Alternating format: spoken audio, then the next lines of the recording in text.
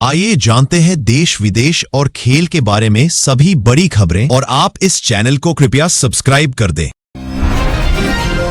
पेसा कानून पर जोर, आदिवासियों से की अपील। मुख्यमंत्री हेमंत सोरेन ने आदिवासी समुदाय से पेसा कानून PESA एक्ट को समझने और लागू करने की अपील की है। उन्होंने कहा कि यह कानून ग्राम सभा को मजबूत करता है और जल, जंगल व जमीन की सुरक्षा सुनिश्चित करता है। सरकार चाहती है कि गांव स्तर पर ही विकास से जुड़े फैसले लिए जाएं। CM ने अधिकारियों को निर्देश दिया कि पेसा कानून के प्रति लोगों को जागरूक किया जाए ताकि आदिवासी समाज अपने संवैधानिक अधिकारों का सही तरीके से उपयोग कर सके। खरसावां गोलीकांड के शहीदों को मिलेगा सम्मान। हेमंत सोरेन सरकार ने 1948 के खरसावां गोलीकांड के शहीदों के परिजनों की पहचान के लिए एक विशेष समिति गठित करने का फैसला लिया है। मुख्यमंत्री ने कहा कि यह झारखंड के इतिहास का दर्दनाक अध्याय है और शहीदों के परिवारों को न्याय मिलना चाहिए। समिति शहीदों के वंशजों की पहचान कर उन्हें सरकारी सम्मान और सुविधाएं दिलाने का काम करेगी। सरकार का उद्देश्य ऐतिहासिक अन्याय को स्वीकार करना और पीड़ित परिवारों के साथ खड़ा होना है। युवाओं को नौकरी, 1900 को मिले नियुक्ति पत्र। मुख्यमंत्री हेमंत सोरेन ने JSSC CGL परीक्षा में सफल करीब 1900 अभ्यर्थियों को नियुक्ति पत्र सौंपे। उन्होंने इसे युवाओं के लिए नए साल का तोहफा बताया। CM ने कहा कि सरकार की प्राथमिकता युवाओं को रोजगार देना है ताकि वे आत्मनिर्भर बन सके। उन्होंने भरोसा दिलाया कि आने वाले समय में और भी भर्तियां की जाएंगी। सरकार पारदर्शी भर्ती प्रक्रिया और समयबद्ध नियुक्तियों पर जोर दे रही है।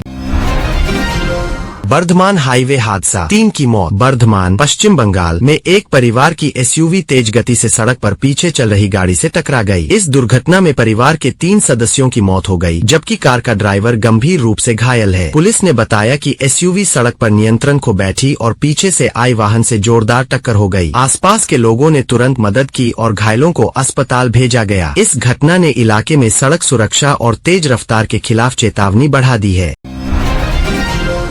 झारखंड में कड़ाके की ठंड, कई जिलों में येलो अलर्ट। झारखंड में ठंड ने इस समय लोगों की मुश्किलें बढ़ा दी है। मौसम विभाग ने राज्य के कई जिलों में शीतलहर को लेकर येलो अलर्ट जारी किया है। गुमला, लोहरदगा, लातेहार और रांची में न्यूनतम तापमान 4 से 6 डिग्री सेल्सियस के बीच दर्ज किया गया है। सुबह और देर रात घना कोहरा छाया रहने से दृश्यता काफी कम हो गई है, जिससे सड़क दुर्घटनाओं की आशंका बढ़ गई है। प्रशासन ने बुजुर्गों और बच्चों को विशेष सावधानी बरतने तथा बेवजह घर से बाहर न निकलने की सलाह दी है।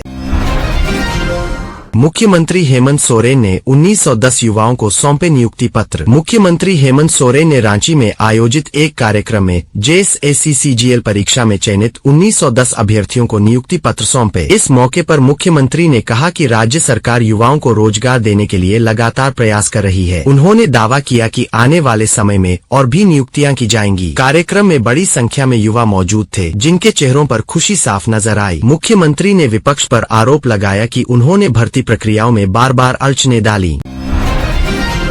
दुमका मेले में झूला हादसा, महिला की दर्दनाक मौत। दुमका जिले में आयोजित एक स्थानीय मेले में बड़ा हादसा हो गया। झूले से टकराने के कारण एक महिला की मौके पर ही मौत हो गई। प्रत्यक्षदर्शियों के अनुसार झूले की रफ्तार काफी तेज थी और सुरक्षा के पर्याप्त इंतजाम नहीं थे। घटना के बाद मेले में अफरातफरी मच गई। पुलिस ने शव को पोस्टमार्टम के लिए भेज दिया है और मेला संचालकों से पूछताछ की जा रही है। प्रशासन ने घटना को गंभीर लापरवाही बताते हुए जांच के आदेश दिए हैं।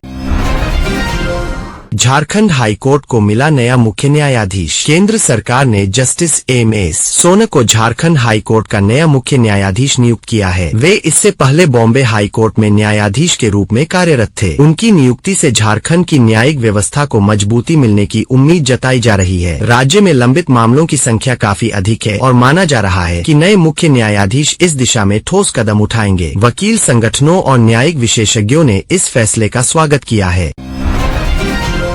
कोच्चि में 2 युवाओं की मौत। कोच्चि, केरल के वाइपीन इलाके में नववर्ष के समय सड़क दुर्घटना हुई, जिसमें 2 युवा युवकों की मौके पर ही मौत हो गई। हादसा न्यू ईयर की रात के लगभग पहले घंटे में हुआ, जब बाइक सवार नियंत्रण खो बैठे और जोरदार टक्कर खा गए। स्थानीय पुलिस ने बताया कि घटनास्थल पर भीड़ और वाहन मार्ग को अवरुद्ध कर रही थी, जिससे बचाव कार्य में देरी भी हुई। मृतकों की पहचान कर परिवार को सूचना दी जा चुकी है। पिपरवा बुद्ध अवशेष प्रदर्शनी का उद्घाटन करेंगे पीएम मोदी। प्रधानमंत्री नरेंद्र मोदी आज नई दिल्ली में भगवान बुद्ध से जुड़े ऐतिहासिक पिपरवा अवशेषों की अंतर्राष्ट्रीय प्रदर्शनी का उद्घाटन करेंगे। ये अवशेष हाल ही में विदेश से भारत लाए गए हैं। पीएम मोदी ने इसे भारत की सांस्कृतिक और आध्यात्मिक विरासत के लिए गर्व का क्षण बताया। इस प्रदर्शनी के माध्यम से दुनिया को भारत के बौद्ध इतिहास और शांति संदेश से परिचित कराया जाएगा। सरकार का मानना है कि इससे धार्मिक पर्यटन को भी बढ़ावा मिलेगा और भारत की सॉफ्ट पावर मजबूत होगी। पूर्वोत्तर विकास अंडर वाटर टनल में रेल लिंक की घोषणा। प्रधानमंत्री मोदी ने असम में Gohpur Numaligarh under water tunnel परियोजना में रेल संपर्क जोड़ने की घोषणा की है। इससे पूर्वोत्तर राज्यों में यातायात, व्यापार और औद्योगिक गतिविधियों को गति मिलेगी। पीएम मोदी ने कहा कि पूर्वोत्तर भारत सरकार की प्राथमिकता है और बुनियादी ढांचे के विकास से क्षेत्र के युवाओं को नए अवसर मिलेंगे। यह परियोजना सामरिक दृष्टि से भी महत्वपूर्ण मानी जा रही है और क्षेत्रीय संपर्क को मजबूती देगी।